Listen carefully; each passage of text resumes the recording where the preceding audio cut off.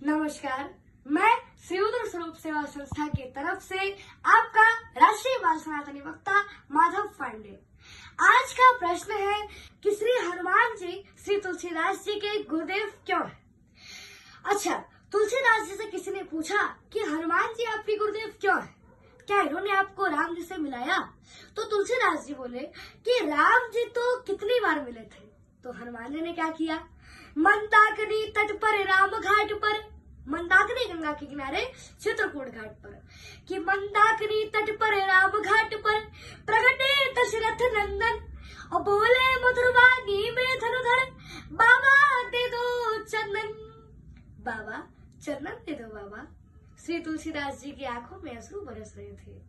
उन बरसते हुए प्रेमाश्रुओं से चंदन गिरा जा रहा था, फिसला जा रहा था। भगवान श्री राम प्रकट हो गए और बोले, बाबा चंदन दे दो बाबा। श्री तुलसीदास जी तो ऐसे ही परेशान थे। भगवान की ओर देखकर बोले कि हे बालक, हमें क्यों परेशान करते हो? घाट पर बहुत से पंडित बैठे हैं, कहीं और जा करके ले लो।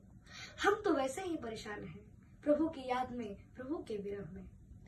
तो प्रभु राम जी ने सोचा कि अभी ये कम रो रहे हैं और अगर हम चले जाएंगे तो ये और रोएंगे, पहचान नहीं पा रहे हैं।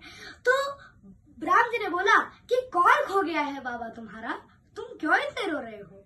तो वे बोले कि हमारे भगवान हमें नहीं मिल पा रहे हैं। तो वो बालक बोला कि आपके भगवान तो बड़ी कठोर है, आप उनके लिए इतना रोते हो पर फिर भी वे नहीं आते। तो तुलसीदास जी ने उस बालक को चुप कराते हुए कहा कि नहीं नहीं बालक, मेरे प्रभु के बारे में ऐसे मत बोलो, वे बड़े ही कृपालु और दयालु हैं। श्री रामचंद्र कृपालु भजमन हरण भव भय दारुण। अरे हमारा ही दुर्भाग्य है, भगवान श्री राम जी तो कृपालु और दयालु है, हमारा ही दुर्भाग्य है कि भगवान हमें नहीं मिल पा रहे हैं।